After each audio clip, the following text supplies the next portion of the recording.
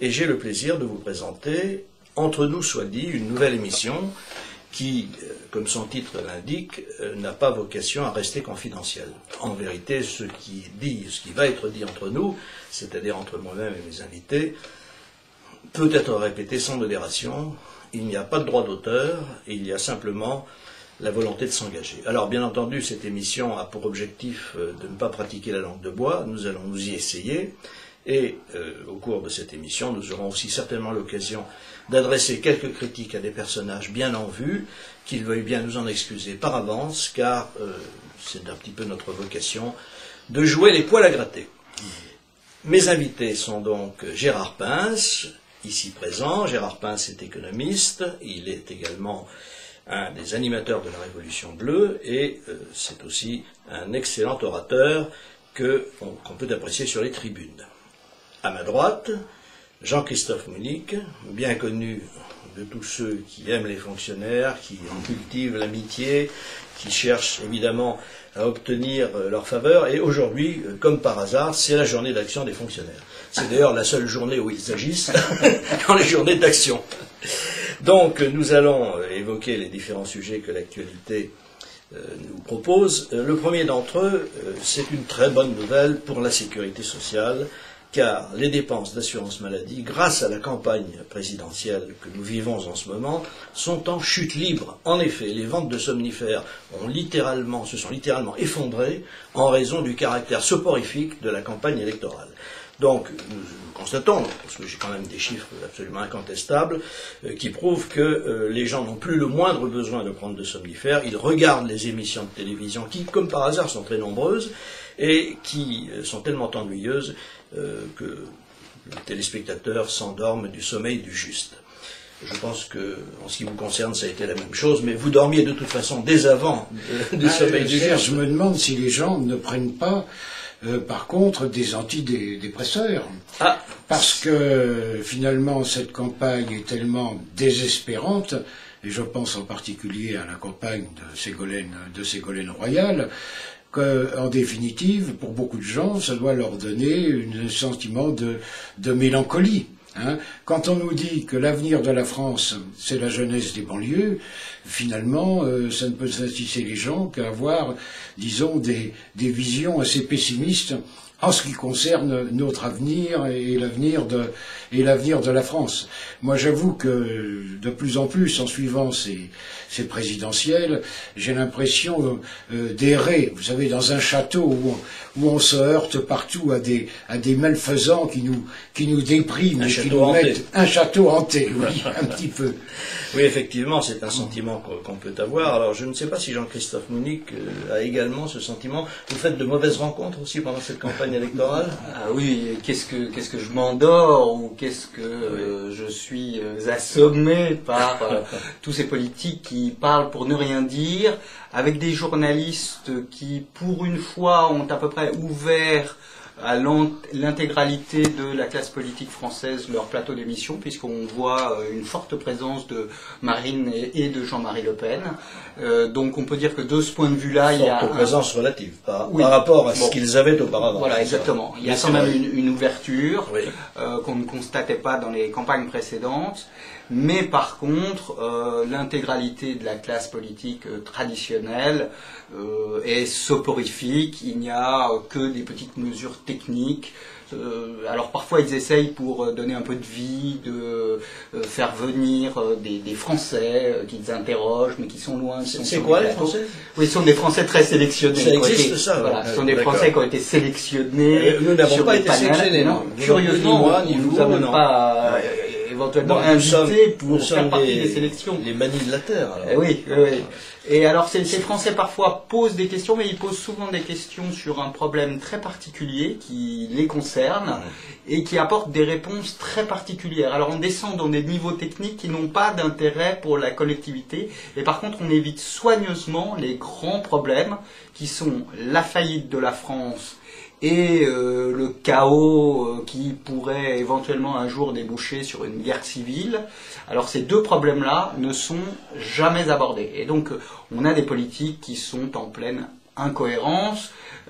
Gérard parlait du délire de la fée Clochette ou de la dame aux caméras. Alors, pour nos auditeurs, la fée Clochette, tout le monde l'aura reconnu, c'est Bécassine, n'est-ce pas? Voilà. Parce que c'est son nouveau surnom qui lui est décerné, notamment dans les milieux socialistes.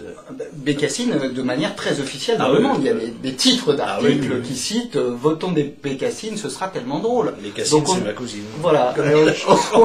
On atteint un niveau de nullité de la classe politique pour le Parti socialiste, alors qu'il y a d'autres socialistes qui serait bien meilleure que Ségolène Royal. C'est elle qui a été choisie sur sa plastique, principalement. Elle n'est pas à la hauteur. Et puis, de l'autre côté, Nicolas Sarkozy, qui lui dit tout et son contraire. Donc, il fait une campagne à la Chirac, en promettant d'augmenter les salaires des fonctionnaires, alors que on sait que les fonctionnaires ont déjà des rémunérations qui sont supérieures à celles des gens du privé, qui promet ici le droit opposable au logement, alors qu'on ne sait même pas comment financer le droit à l'éducation ou le droit à la retraite ou les droits de l'assurance maladie qui explosent. Et puis de l'autre côté qui promet également quand même une baisse des impôts. Alors il promet une chose et son contraire. Et aucun journaliste ne lui dit « Mais écoutez, où est la cohérence de vos propos ? Comment voulez-vous augmenter les dépenses publiques tout en diminuant les impôts et réduisant le déficit ?» Donc il n'y a pas de cohérence et effectivement, les vraies questions ne sont pas posées. C'est une défaillance à la fois des journalistes et des politiques. Alors il y a un phénomène assez curieux qui s'est passé et qui se passe encore maintenant, c'est que les journalistes, manifestement, ont cessé de plaire à l'opinion publique puisque on ne les invite plus dans les émissions politiques. Je veux dire que les émissions qui sont actuellement au devant de l'affiche sont des émissions qui mettent face à face un candidat et ce qu'on appelle le peuple, c'est-à-dire en fait des gens soigneusement sélectionnés, soigneusement chambrés également, car on a vu les détails de coulisses de l'opération TF1 avec M. Sarkozy. Apparemment, les Français sélectionnés ont été tenus, confinés pendant toute une journée, avec interdiction de parler à quiconque. Même dans l'ascenseur, ils n'avaient pas le droit de communiquer. Enfin, ça avait un côté Wells qui était tout à fait frappant. Et alors, dans le même temps, est-ce que c'est le corporatisme des journalistes ? Mais ils disent, mais c'est quand même terrible cette campagne, les gens du peuple ne parlent que de leurs problèmes, c'est ce que vous disiez Jean-Christophe tout à l'heure, et c'est assez vrai, mais les journalistes, ils ne parlaient pas de beaucoup de plus de choses avant, et donc si on les a éliminés, c'est probablement parce qu'ils se sont coupés du peuple, ils ont fait des faillances, et actuellement, vous avez, ça fait pas mal de temps déjà, que vous avez dans des émissions de radio, des émissions en général qui se déroulent vers 18-19 heures, appel aux auditeurs, et RMC, quant à elle, a fait pratiquement toute sa promotion et sa fortune, si je puis dire, car c'est une radio qui marche bien sur la participation des auditeurs. Mais ce phénomène a des limites, parce qu'il a été choisi au départ pour éviter que les journalistes ne prennent une responsabilité éditoriale. On va laisser parler les gens, mais nous, ça n'est pas nous, donc on ne risque rien. Et le résultat, c'est que ni les journalistes, ni ceux qui sont choisis pour parler ne tiennent des propos très intéressants. Alors évidemment, nous allons essayer, après cette critique, de tenir quelques propos peut-être un peu plus correspondant un peu plus à la réalité française. Vous avez commencé, Jean-Christophe, de les évoquer. Et j'aimerais que nous évoquions ce livre, Gérard, qui... j'allais dire qu'il fait grand bruit. Non, il fait grand bruit dans les cercles informés. Le jour où la France a fait faillite, qui a été rédigé par un ancien haut fonctionnaire, M. Jaffré, Philippe Jaffré, par un journaliste, Philippe Riès. Alors c'est quand même un livre qui est assez fascinant, puisqu'il décrit réellement le jour où la France a fait faillite. Oui, c'est un livre qui tire sa valeur essentiellement par rapport à d'autres ouvrages qui ont été écrits par des journalistes ou par des universitaires. Il tient sa valeur au fait qu'il est écrit par quelqu'un qui fait partie du Sérail, puisque Philippe Jaffré est un ancien haut fonctionnaire du Trésor. Autant que je me souvienne, il était même directeur adjoint du Trésor avant de prendre la présidence d'Elf-Aquitaine. Il a dû être en même temps aussi président du Club de Paris.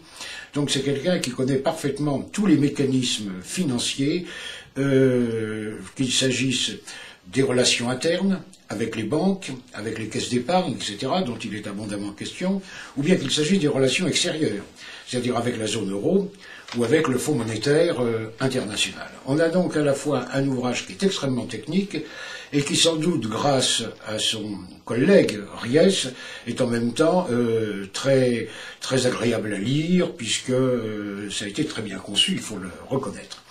Mais sur le fond, effectivement, c'est un ouvrage qui fait froid dans le dos, parce qu'il montre comment, suite à des dégradations successives de la note de la France, eh bien, le Trésor ne peut plus refinancer ses dépenses et sa dette extérieure, ce qui conduit à ce moment-là, évidemment, à une sorte de panique au niveau des banques françaises. Les gens, leurs cartes bleues sont refusées dans les aéroports, dans les supermarchés ou autres. On ne peut plus retirer d'argent des banques. Et bien sûr, il faut faire appel à ce moment-là, comme dans le cas des pays africains, à une sorte de programme d'ajustement structurel.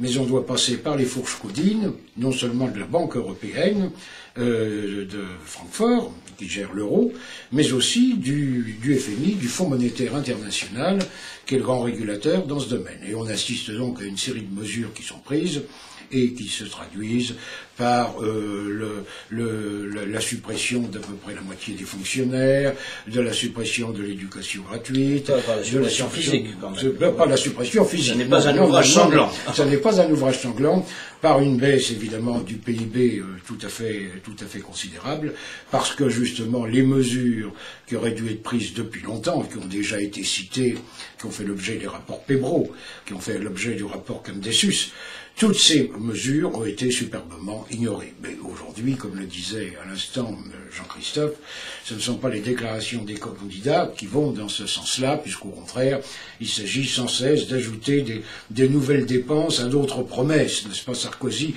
fonctionne exactement de ce côté-là, il me fait penser exactement, vous savez, à ces bonimenteurs de marché, on n'en voit plus tellement aujourd'hui, qui vous disaient, tenez, je vous vends un drap, c'est meilleur que la concurrence, mais vous avez ça en plus, et puis vous êtes sympathique, et bien je vous donne ça en plus, et puis, ah mais attendez, ne partez pas, et voilà, je vous remets ça, et oui, voilà, et ainsi de suite. Bon, c'est absolument efficace sur le plan peut-être de la démagogie, mais sur le plan des finances publiques, et dans la situation où nous sommes, c'est intenable. Et ce qui est grave, c'est que les Français n'en ont pas conscience, parce que vous avez cité ces panels qu'on nous montre. Moi, je trouve ça assez effrayant, ces panels, parce que on a l'impression qu'on nous tend un miroir. On nous dit, voilà le miroir qui représente le peuple français, puisque c'est un panel qui est choisi à partir des sondages de la Sofres ou d'autres. C'est un panel qui est censé être représentatif. Et ce miroir, qu'est-ce qu'on voit? Qu'est-ce qu'on voit concrètement dans ce miroir? Lorsqu'il s'agit des jeunes, s'il s'agit de jeunes Français de souche, ce sont des homosexuels. S'ils ne sont pas homosexuels, ce sont des immigrés et des maghrébins. Pour les autres Français, on nous montre des gens d'un certain âge, bien souvent complètement abîmés par la vie, et qui posent des questions plus ou moins débiles, et plus ou moins circonstancielles, qui n'ont rien à voir ni avec une vision, ni quoi que ce soit. Donc, ce qu'on nous montre, c'est un miroir, le miroir d'un peuple agonisant, d'un peuple qui est en train d'être remplacé. C'est ça le miroir que ça nous montre. Bon, j'ose supposer qu'il y a quand même un autre peuple que celui qu'on nous montre. Mais ça illustre bien la perversité, évidemment, de ces médias, le côté, effectivement, extrêmement déprimant de tout cela.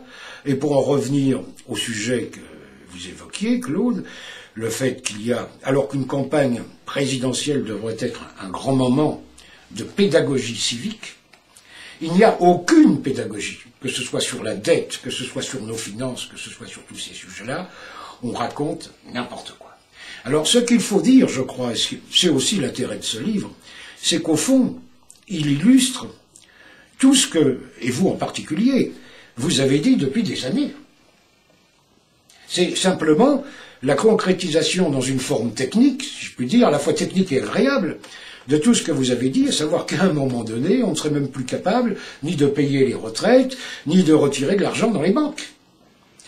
Alors, bon, lorsque ce constat, ces prévisions sont faites par un homme qui est du sérail, Ça apporte évidemment une confirmation qui est tout à fait éclairante et qui aurait dû servir de base justement à cette pédagogie que j'illustrais. Mais vous avez remarqué que ce livre n'a jamais fait l'objet d'une couverture médiatique. Il a été tiré à 10 000 exemplaires seulement, ce qui est finalement assez faible compte tenu de la qualité de cet ouvrage, et les médias n'en ont pratiquement pas parlé, et c'est un peu grâce à la Révolution bleue maintenant qu'on en parle largement. Oui, car nous en avons fait, en effet, sinon la promotion, du moins la publicité. Du moins oui, tout car à fait. Il était effectivement indispensable que les Français prennent conscience de ce qu'on leur cache. Et je dirais même qu'on n'a pas à le leur cacher, puisqu'on ne parle de rien. Donc, cacher quelque chose, ça veut dire dissimuler quelque chose qui est en vue. Mais là, ça n'est pas en vue, donc on n'a rien à cacher. C'est pour ça que les politiques disent sûrement nous n'avons rien à cacher. Et oui, on ne parle jamais de rien. On ne parle jamais de rien. Alors, évidemment. Il y a un autre phénomène qui est très intéressant à propos de ce livre, c'est les dates. Ils sont partis d'une hypothèse qui vaut ce qu'elle vaut. Personnellement, je la crois un peu trop officielle, que Madame Royale allait être élue, à l'époque on pouvait le penser, et que son quinquennat se passerait sans réforme, bien entendu, que M. Sarkozy serait élu, ce qui reste encore à démontrer, la fois d'après, c'est-à-dire au mois de mai 2012, oui. Et qu'au mois de juillet, que le roman fiction, mais roman fortement vrai, date la dégradation de la note de la France par Standard & Poor's, et l'effondrement du système financier français, et l'effondrement de la France tout simplement. C'est-à-dire que des gens qui sont du sérail, comme Gérard le disait à l'instant, n'hésitent pas à dater en 2012 l'effondrement financier de la France. On n'en est plus au demi-siècle, on n'en est plus à ceux qui nous expliquaient qu'en 2050, les retraites, ou en 2070, la population. Non, maintenant, c'est pour tout de suite. Personnellement, je suis assez persuadé que la France n'attendra pas 2012 pour avoir des très gros problèmes, parce que chacun sait que l'histoire ne se fait pas de la manière dont on la prévoit. En général, on peut prévoir les grands mouvements de l'histoire, mais il est toujours très difficile de prévoir les circonstances de détail. Alors, tout ceci nous fait penser que nous avons, Jean-Christophe et moi-même et Gérard Pince, prêché un peu dans le désert pendant des années, et qu'aujourd'hui, je dirais que le désert se peuple un peu plus, mais nous y attendons encore les Français. Voilà. Car, remarquez qu'avec le réchauffement climatique, le désert sera partout, donc il n'y aura plus de problème, il y aura du monde partout. Enfin, on abordera le désert. Voilà. Mais j'aimerais, Jean-Christophe, que vous nous disiez ce que vous pensez de M. Bayrou, parce que je sais que vous n'avez pas de lien particulier avec lui, ni avec les autres d'ailleurs, mais... D'origine béarnaise. Voilà, c'est ça. Ce qui vous qualifie, naturellement, pour en parler. Et donc, d'ailleurs, je ne vois pas trop bien ce qui pourrait vous qualifier sinon.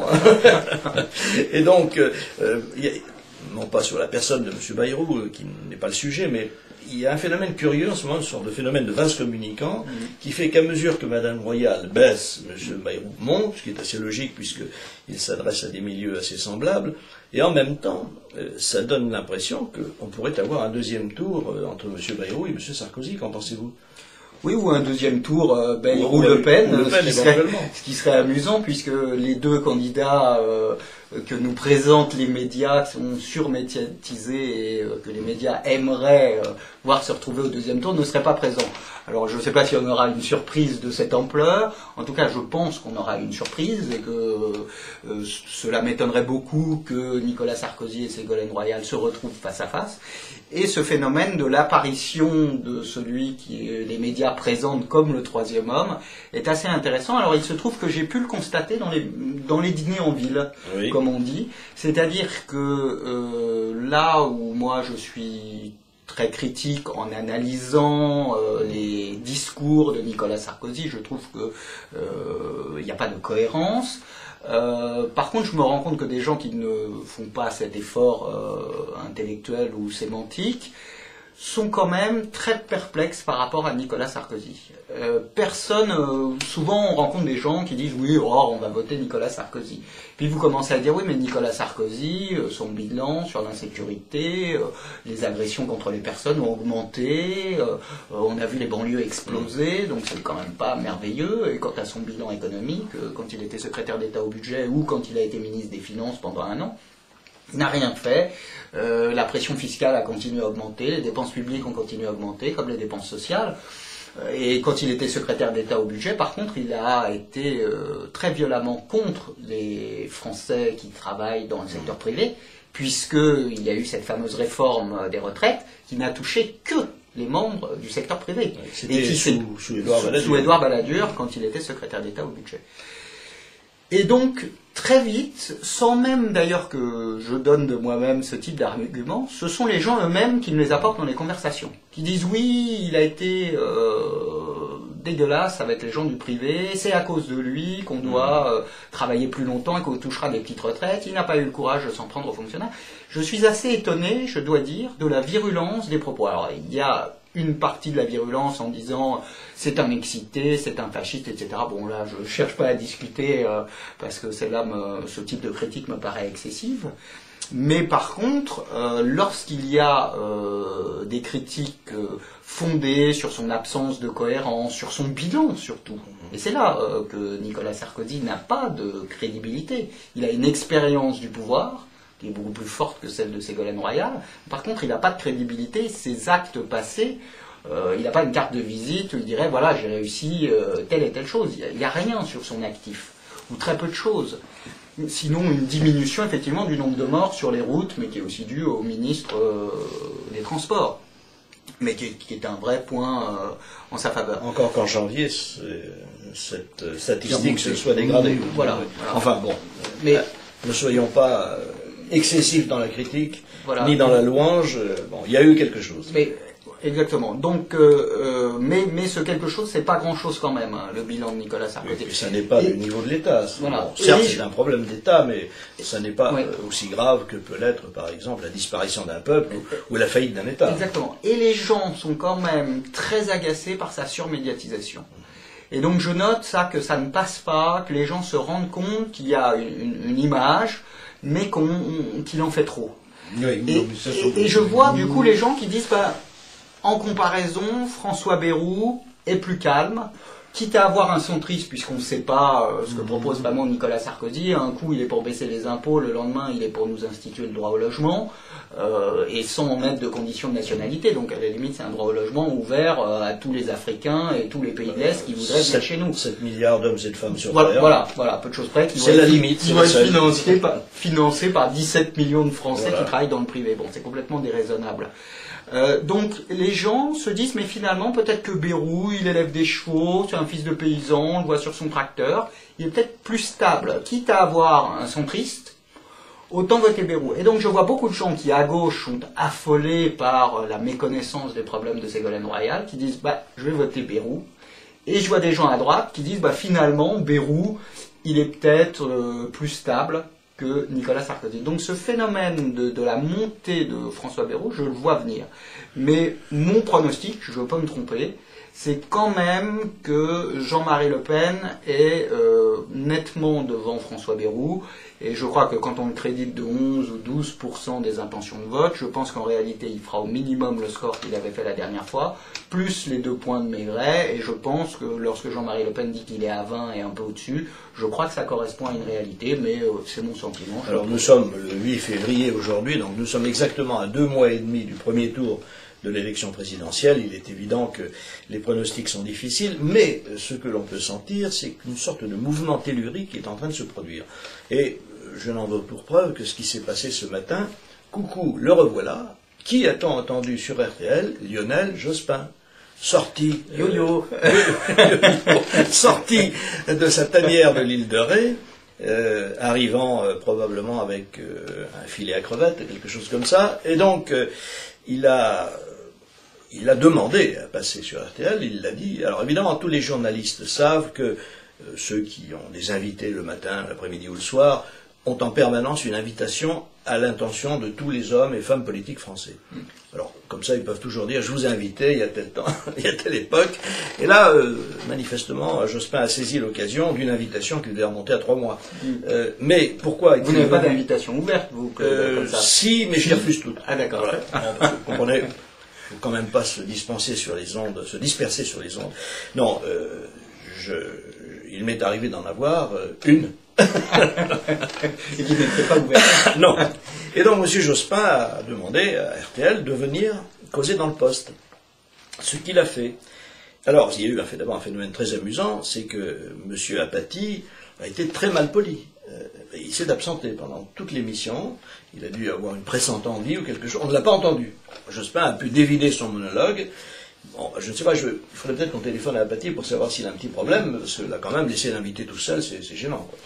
Et donc, M. Jospin a expliqué, surtout à quel point son bilan de Premier ministre était bon, et celui de M. Sarkozy mauvais, et celui de la droite en général mauvais. Et quand on lui a parlé de Ségolène Royal, le sujet n'avait pas l'air de l'intéresser beaucoup. Mais alors ce qui est intéressant, c'est qu'il fasse surface maintenant, au moment même où les socialistes doutent de la capacité de Ségolène Royal de remporter cette élection. Et il n'est pas impossible qu'à un moment ou à un autre, devant ce qui peut être un désastre, mais qui peut ne pas l'être non plus, parce que les évolutions électorales sont quelque chose d'assez spécifique et on a du mal à les prédire. Enfin, s'il devait s'avérer qu'il y a une chute de Mme Royal au-delà du niveau auquel on ne peut plus se rattraper, alors là, nous verrions très vite surgir l'hypothèse Jospin, car il est pratiquement le seul à pouvoir au pied levé la remplacer, étant donné qu'on voit mal ces deux rivaux de la primaire socialiste se remettre en selle. Il n'aurait aucun problème de signature, puisqu'il dispose d'un réseau d'élus qui peut du jour au lendemain les fournir. Donc nous serions dans une situation qui risquerait d'être intéressante. Naturellement, elle ne serait pas intéressante sur le plan des résultats, puisque la politique menée serait bien entendu une politique socialiste, ça n'a jamais changé. Et nous aurions bien entendu une hausse des prélèvements obligatoires, une hausse du nombre de fonctionnaires, une immigration qui continuerait d'affluer à raison de 300 ou 400 000 personnes par an, comme les chiffres officiels maintenant l'indiquent. Bref, la situation ne changerait pas. Mais comme on a de bonnes raisons de penser qu'avec M. Sarkozy ce serait la même chose, le choix évidemment est assez limité. Alors il y a un autre phénomène qui est assez curieux également, c'est la façon dont M. Bayrou a hier soir, à Bordeaux, au cours de son discours, abordé le problème de l'immigration. J'ai cru, en l'entendant, qu'il allait réellement essayer de traiter le problème. Mais il s'est arrêté en chemin. Il a commencé par évoquer le problème de la Guadeloupe. Alors, la Guadeloupe a un gros problème avec les Haïtiens. Les Haïtiens, je crois qu'il y en a aspiré, me semble-t-il.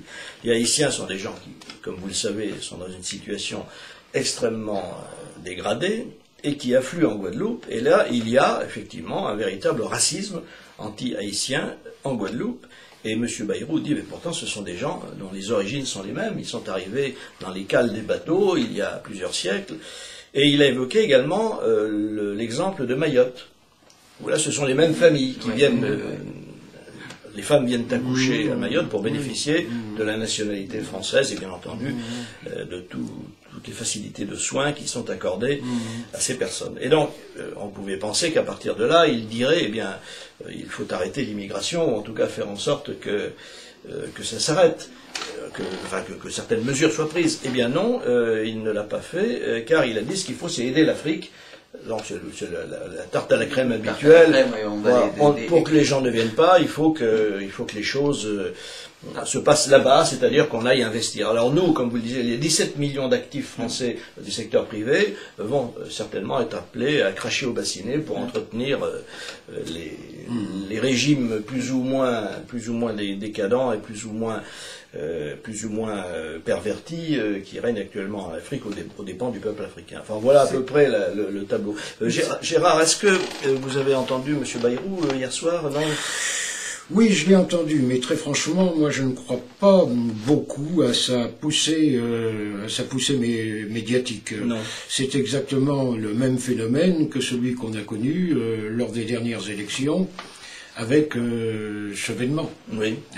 Chevènement, on l'avait fait monter aussi beaucoup, et puis finalement, il est retombé à 6%.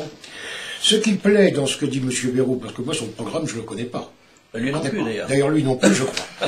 Ce qui plaît dans M. Bayrou, son seul argument, il n'y en a qu'un seul, mais c'est un argument qui est à contresens, si je puis dire. Il dit la situation de la France est tellement grave, et il évoque d'ailleurs effectivement, en ce qui concerne la réduction de la dette, il dit la situation de la France est tellement grave qu'il faut donc faire travailler ensemble des gens de gauche, des gens de droite, à l'image de ce qui s'est fait en Allemagne avec Angela Merkel, où il y a une grande coalition de conservateurs et de sociodémocrates qui gouvernent l'Allemagne, et avec des résultats très satisfaisant, effectivement, puisqu'un certain redressement est intervenu au niveau de l'emploi, au niveau de l'industrie allemande. L'année 2006, les Allemands ont terminé avec un excédent commercial de 250 milliards d'euros, alors que nous sommes à moins 36 milliards d'euros, ce qui veut dire, entre parenthèses, que ceux qui disent que si on a des problèmes d'export ou d'importation, c'est à cause de l'euro, c'est ridicule. C'est ridicule, parce que l'Allemagne est aussi dans l'euro, que je sache. Donc ça n'a absolument rien à voir avec ces discours souverainistes qu'on entend qui sont ridicules. Non, en fait, il y a eu des réformes de structure importantes qui ont été faites en Allemagne, et par conséquent, pour peut-être tentant de dire, mais si on faisait la même chose en France. Mais là, c'est à contresens. Parce que ce qu'il propose, en fait, ce serait de réunir des gens qui, aussi bien à gauche qu'à droite, ont échoué depuis 40 ans. C'est-à-dire, il ne s'agit pas de rassembler des hommes nouveaux, mais de rassembler des gens qui se sont constamment trompés et qui, de surcroît, se sont constamment opposés. Parce que, entre les oppositions qu'il y a en France entre marxistes du Parti socialiste et l'UMP ou le RPR, etc., et les oppositions pour le moins très feutrées qu'il y a en Allemagne entre la social-démocratie et les conservateurs, au point que même au Parlement européen, pardon, vous savez que ce sont les Allemands qui contrôlent tout. Ils contrôlent tout parce que sociaux-démocrates et conservateurs, pratiquement sur tous les sujets importants, sont d'accord et votent ensemble. Et comme ils représentent la majorité, c'est eux qui balisent l'ensemble du Parlement. Donc, ce qui serait possible en Allemagne n'est difficilement concevable en France. Et en plus, pourquoi réunir des gens qui se sont complètement trompés depuis toujours? Si M. Bayrou, il serait été plus habile de sa part, disait « je vais constituer un gouvernement purement de techniciens », avec des gens comme Candessus, qui était quand même directeur général du Fonds monétaire international, avec des gens comme Pébro, avec tous ceux justement qui sont intéressés aux problèmes de dette. Ce serait peut-être plus crédible, mais là, de ce côté-là, ça ne plairait pas non plus aux Français, ça leur passerait complètement au-dessus de la tête, et on sait qu'en France, les gouvernements de techniciens, ou qui penchent vers le technique, sont très mal perçus par l'opinion. Donc je ne pense pas que Bayrou réellement perce. Et quant à un dévissage possible de Ségolène, je suis assez sceptique. Je crois que les différents sondages actuels qu'on nous donne ne sont pas tellement crédible, que la campagne est loin d'être terminée, qu'il y a dans les arguments de Ségolène, surtout avec le virage à gauche qu'elle vient de prendre, parce que ce qui est à noter, c'est le virage à gauche de ces dernières déclarations. On n'en est plus aux bourdes. On en est maintenant à des déclarations extrêmement marquées en faveur, elle, de l'immigration, de la France, de la République de la France métissée. Elle est assurée d'avoir le soutien de toute l'immigration et de toutes les minorités visibles. Elle va prendre des voix, j'imagine même, à Besancenot ou à Arlec-la-Guillet, parce qu'on voit mal à quoi ils servent maintenant, puisque au fond elle tient le même discours. On est passé d'un islamo-gauchisme à un islamo-socialisme. Donc, à partir de là, et avec le fait qu'elle est une femme et qu'il est donc très difficile de l'attaquer, elle a encore, à mon avis, un potentiel très important. Et on ne peut pas dire aujourd'hui, c'est soit Madame Royal, soit Monsieur Sarkozy, soit Monsieur Tartampion qui l'emporteront ou qui seront au deuxième tour. Pour le moment, on n'en sait rien. Comme disait très justement Raymond Barre, qui est un grand sage, c'est simplement au mois de mars qu'on pourra faire un pronostic et qu'on aura une vision des choses. Pour le reste, pour le moment, ce sont simplement il convient évidemment d'attendre. Alors, il y a quand même un autre phénomène qui militerait peut-être en défaveur de votre thèse et qui est illustré par plusieurs sondages récents qui indiquent que les Français interrogés, alors faut-il croire les sondages, c'est l'éternel problème, mais en tout cas, si on en croit un, il faut croire les autres, les Français seraient à 70% à peu près hostiles à l'une et à l'autre des deux candidatures. Enfin, c'est pas vraiment les candidatures, mais les tendances que ça représente. Alors, ce qui ouvre évidemment un champ à tous ceux qui les renvoient dos à dos. Mais ça peut jouer également en faveur de Jean-Marie Le Pen, qui dit la même chose depuis très longtemps. Ça peut jouer en faveur de Bayrou, qui effectivement aussi renvoie dos à dos tous ces braves gens, avec ceci, comme vous le signaliez très justement, qu'il les renvoie dos à dos pour essayer de les réunir ensuite, ce qui me paraît quand même assez contradictoire.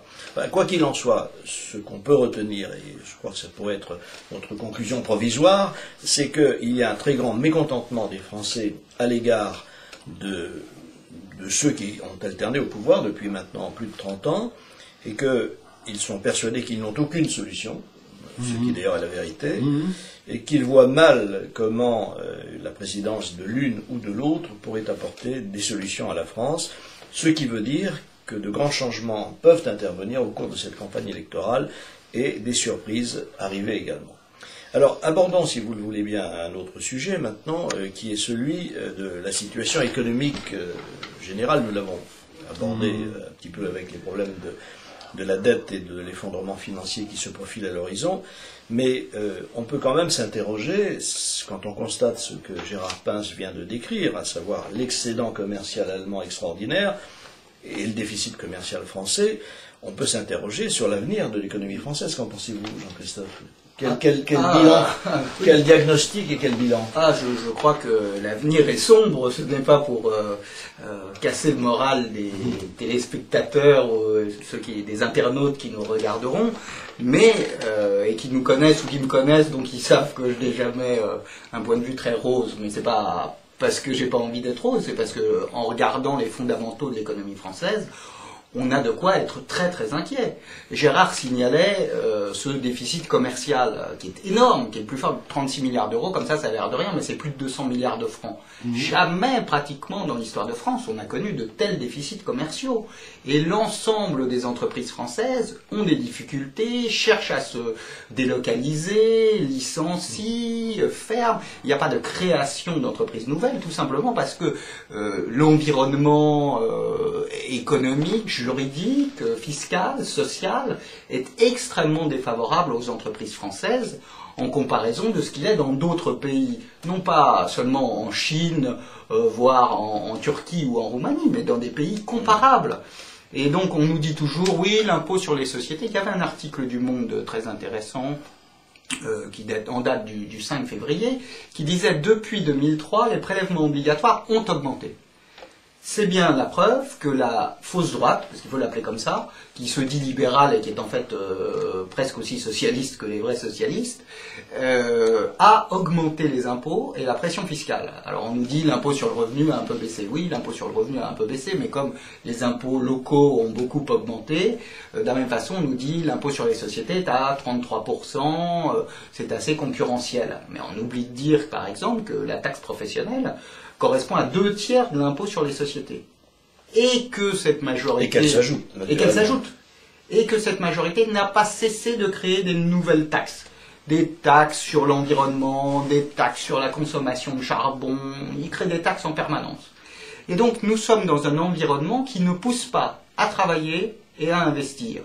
Alors, peut-être qu'on peut fustiger les patrons en disant c'est des salauds qui s'en mettent plein les poches, mais quand il n'y a plus de patrons, il n'y a plus que des chômeurs, et on a bien gagné parce que ça ne veut pas dire qu'ils sont tous très honnêtes ou qu'ils font preuve de la déontologie optimale ou qu'ils recherchent le bien commun, mais ça veut quand même dire qu'il faut des patrons pour fournir du travail aux gens et pour que les gens puissent avoir un travail et un salaire.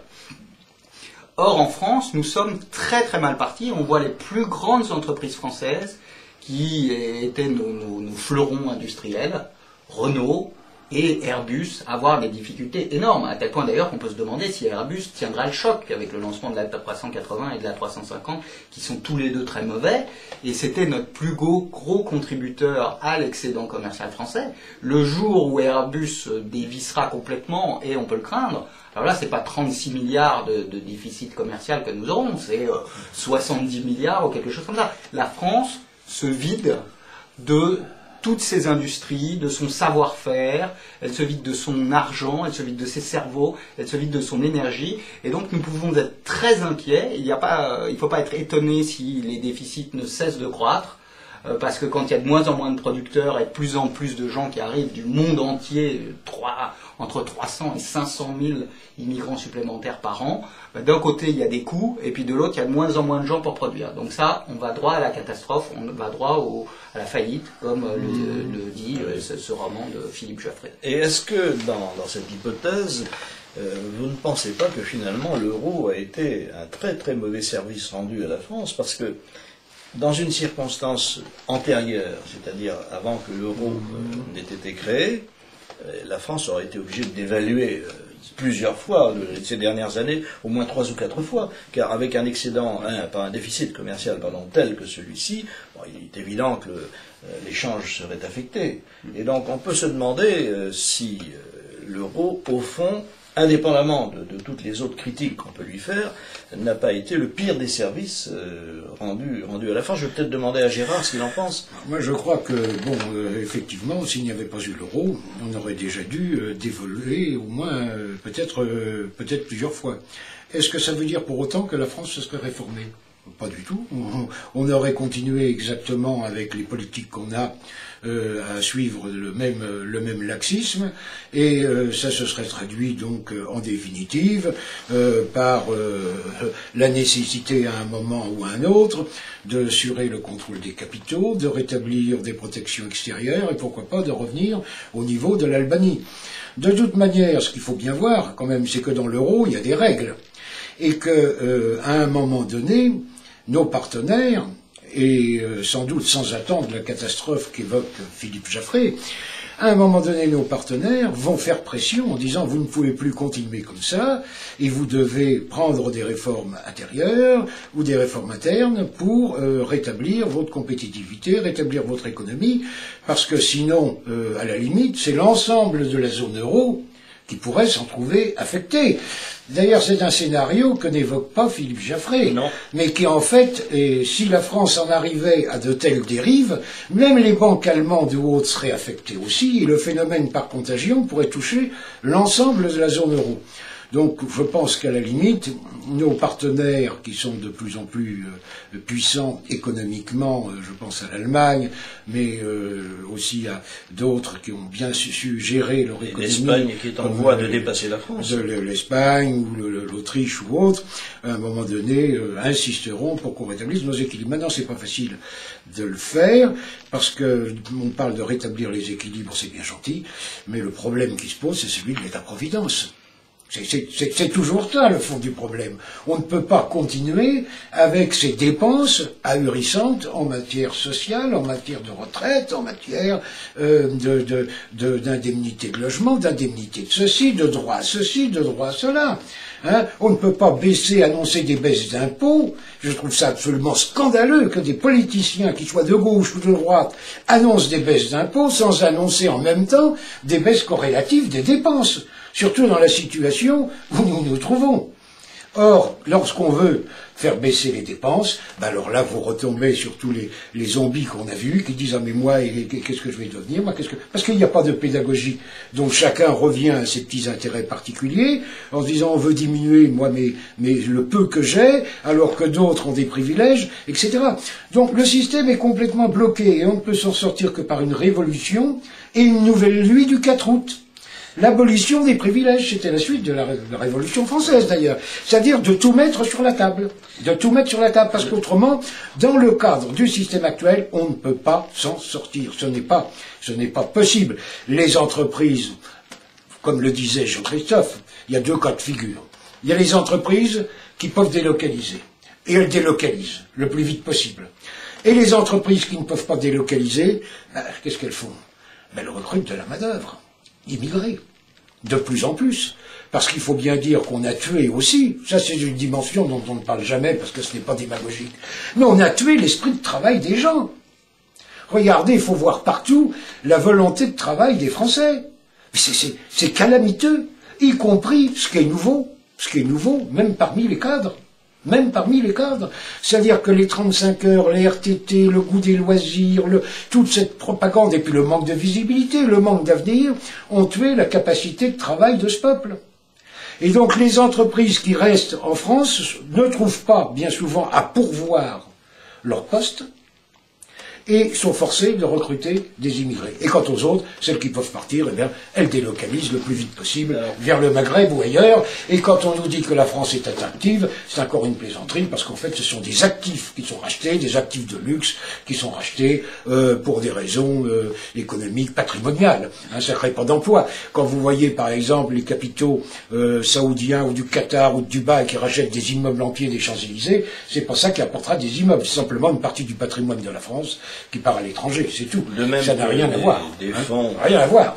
Donc on nous raconte, la vérité, c'est qu'on nous raconte n'importe quoi. Ceux qui disaient la vérité, c'est des gens comme Candessus, comme Pébro, et on ne veut pas les écouter. Personne ne veut les écouter, ni à droite ni à gauche, parce que ça impose des sacrifices catégoriels, et personne ne veut consentir de sacrifices tant qu'on n'aura pas tout mis sur la table, tant qu'on n'aura pas fait une véritable nuit du 4 août, et c'est pour ça que la révolution est en quelque sorte une option technique.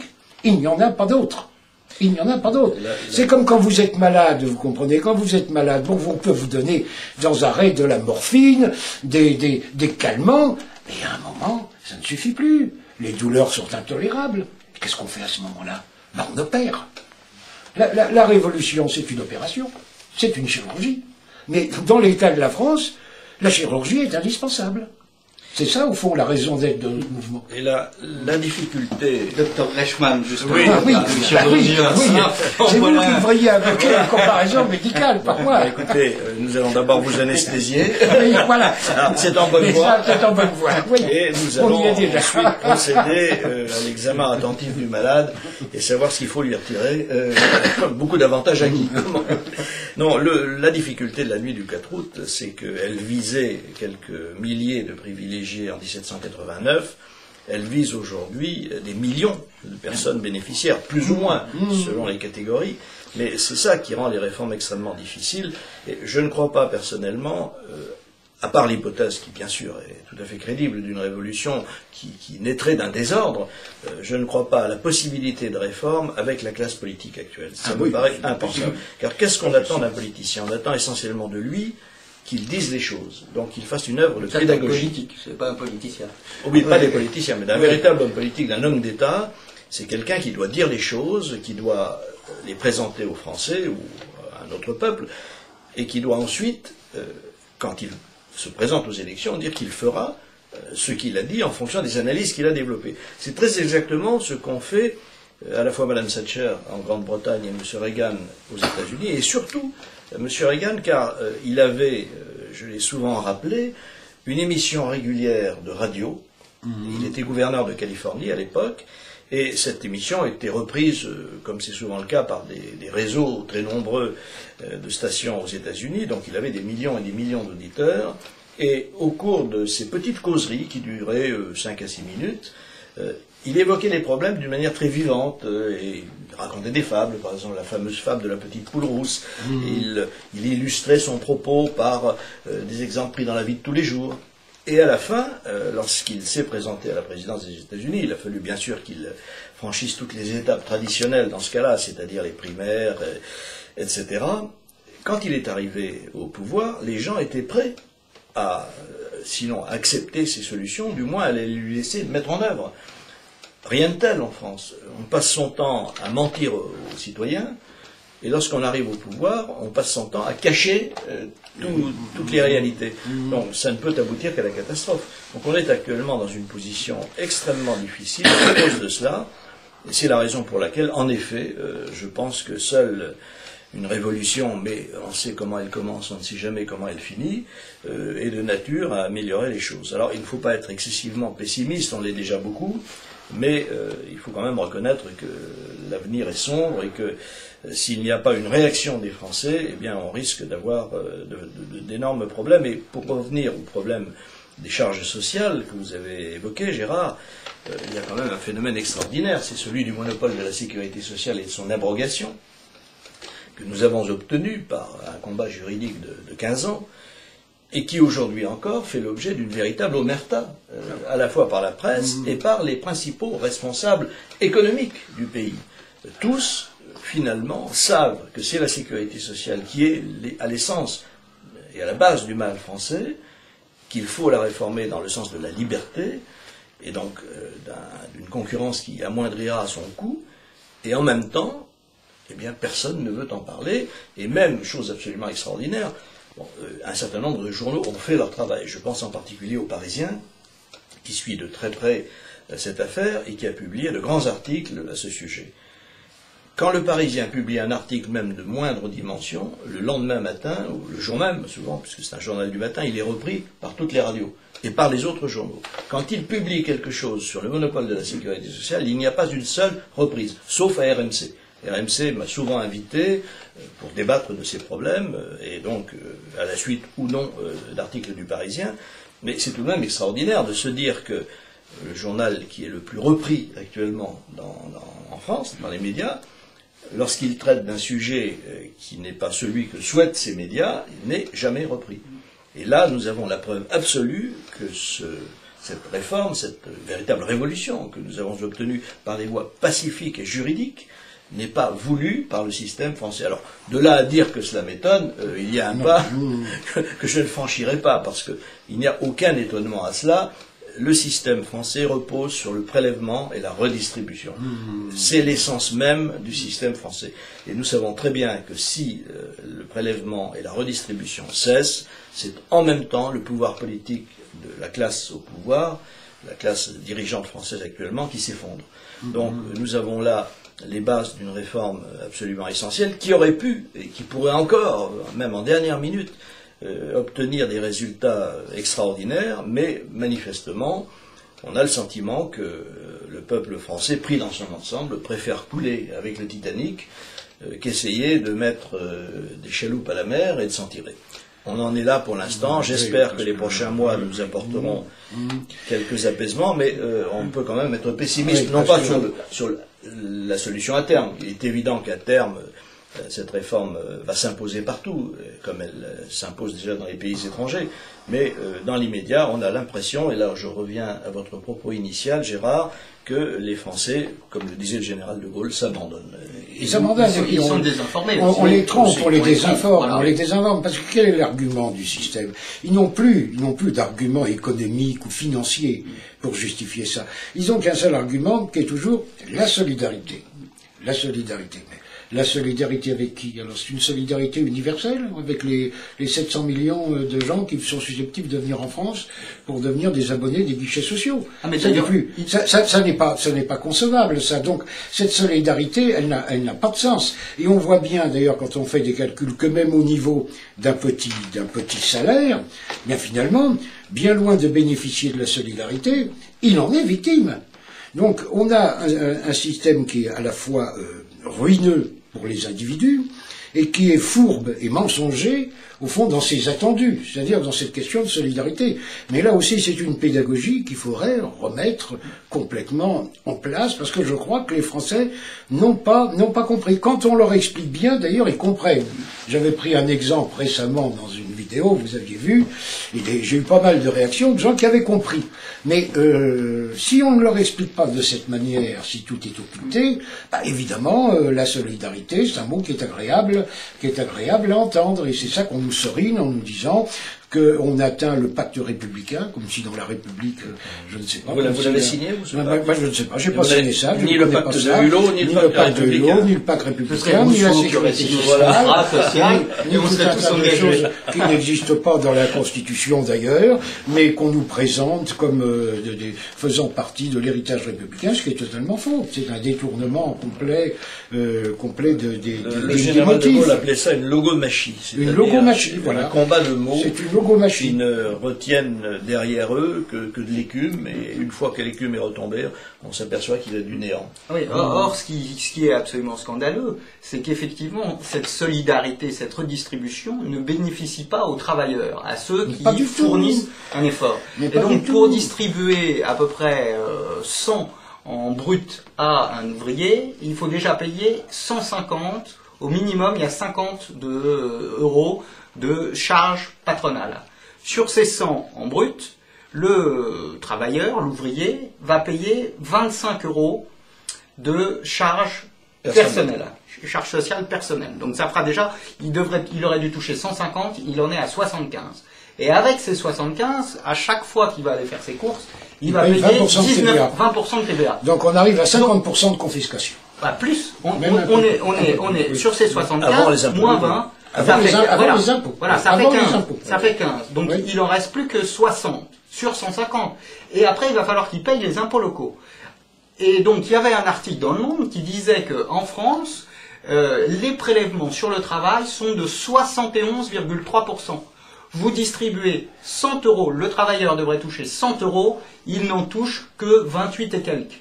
Et après, on ne comprend pas pourquoi ce travailleur n'arrive pas à se loger. Mais c'est bien ça. C'est parce qu'on lui a tout pris pour redistribuer ici à un immigré qui descend de l'avion. Alors même s'il est très malheureux et si on l'a attiré, est-ce que ce travailleur doit être solidaire de tous ces gens qui débarquent par centaines de milliers chaque année? Là, on va redistribuer à un pré-retraité de la SNCF qui a pris sa retraite à 48 ans avec dans des conditions très préférentielles en ayant travaillé toute sa vie 22 heures. Et c'est l'ouvrier de chez Peugeot qui se lève tous les matins à 5 heures, qui va sur des chaînes, qui doit être solidaire. Donc c'est une fausse solidarité. Effectivement, il faut l'enseigner aux Français, il faut qu'ils se rebellent contre un système fiscaliste, esclavagiste, comme nous avions fait cette fameuse manifestation pour l'abolition de l'esclavage devant le Panthéon. Je crois que malheureusement les médias trompent les gens. Heureusement que nous avons des émissions comme celle-ci, mais ce que citait Jean-Christophe, on peut leur apporter finalement, non plus en termes monétaires, mais en termes de biens. Autrefois, dans le temps, les gens étaient payés en quelque sorte en nature. C'était la récolte de blé. La récolte de blé était à la fois leur salaire, en quelque sorte, et leur consommation. Bon, on n'a jamais vu, même au temps de l'Ancien Régime, même au temps des Soviets, on n'a jamais vu confisquer 50% de la récolte de blé. Et 70%. Donc, on n'a jamais vu 50%. Or là, maintenant, effectivement, en prenant les différents exemples, supposons que l'individu, avec son salaire sur lequel on lui a déjà ponctionné 75, ils achètent un téléviseur et que ce soit uniquement entièrement consacré à ce téléviseur, il va payer dessus 20%. Donc on arrive à ce moment-là au fait qu'il ne lui restera pratiquement plus que 60, c'est-à-dire à la limite un tiers du produit de son même moins parce que il y a également 71,3% en moyenne. N'oubliez pas qu'il y a également ce que les Américains appellent les not burden taxes, c'est-à-dire les charges obligatoires mais qui ne sont pas des impôts, et en particulier les assurances. Alors là, les assurances représentent en France 170 à 180 milliards d'euros. Donc si vous ajoutez des assurances auxquelles vous ne pouvez pas échapper, puisque vous avez une voiture, il faut bien l'assurer, vous avez un domicile qu'il faut assurer, etc., vous arrivez à ce que j'avais dénoncé dans un ouvrage, à savoir que nous sommes réduits, nous Français, à l'état des paysans des kolkhozes. C'est-à-dire qu'il nous reste notre petit lopin, et nous produisons pour 90% aux frais de la collectivité, et il nous reste 10%. Alors évidemment, le système soviétique s'est effondré, le système français va s'effondrer aussi, c'est absolument inéluctable, et je pense que la seule chose sur laquelle nous puissions émettre un doute, c'est la date. Mais ceux qui pensent que la France peut encore tenir longtemps font preuve, à mon avis, en tout cas dans ces conditions, font preuve d'un optimisme totalement démesuré. Alors il nous reste quelques instants pour conclure. D'abord, pour vous dire que j'étais très heureux de faire cette première émission avec vous. C'était bien le moins, puisque nous sommes ensemble dans un combat avec la Révolution bleue que nous allons, je l'espère, continuer à mener avec le plus grand succès, et d'autre part parce que vous figurez parmi les Français les plus lucides. Donc je me réjouis beaucoup de pouvoir donner la parole à des personnalités comme vous. J'espère que les téléspectateurs nous suivront dans ce nouveau combat. Je pense que ce combat est indispensable, car il est également la conséquence de la censure, disons le mot, la véritable censure qui règne en France. Et mon cher Jean-Christophe, puisque vous êtes le Benjamin, je vous laisse le mot de la fin. Pendant 1 minute. Écoutez, votez pour moi, c'est ce que vous voulez dire. Rejoignez-nous à la Révolution bleue, participez, nous nous cherchons à donner l'exemple. Vous cherchez à donner l'exemple, mon cher Claude. Vous avez conçu cette télévision sur Internet. Ça vous a pris beaucoup de temps pour apprendre tous les problèmes techniques. Et il faut que l'ensemble des Français s'y mettent. Il faut que les Français montent des cafés politiques comme nous en avons monté à Paris. Ça commence à se faire. Il faut que les cafés politiques fassent aussi montent des blogs, qu'ils fassent des tracts, qu'ils aillent voir les Français, qu'ils discutent et qu'ils arrivent à convaincre pour qu'un jour nous soyons suffisamment nombreux pour éclairer les Français et mettre à bas ce système inique. Eh bien, c'est une conclusion à laquelle je me rallierai très volontiers, mon cher Jean-Christophe. Il me reste simplement à remercier nos téléspectateurs de nous avoir prêté attention, ceux d'entre eux qui sont restés en tout cas, et qui ne se sont pas endormis, je l'espère. Il me reste, mademoiselle, monsieur, à vous dire que cette émission, c'était Entre nous soit dit, et à notre prochain rendez-vous, j'aurai grand plaisir à vous retrouver. Soyez heureux, portez-vous bien, au revoir.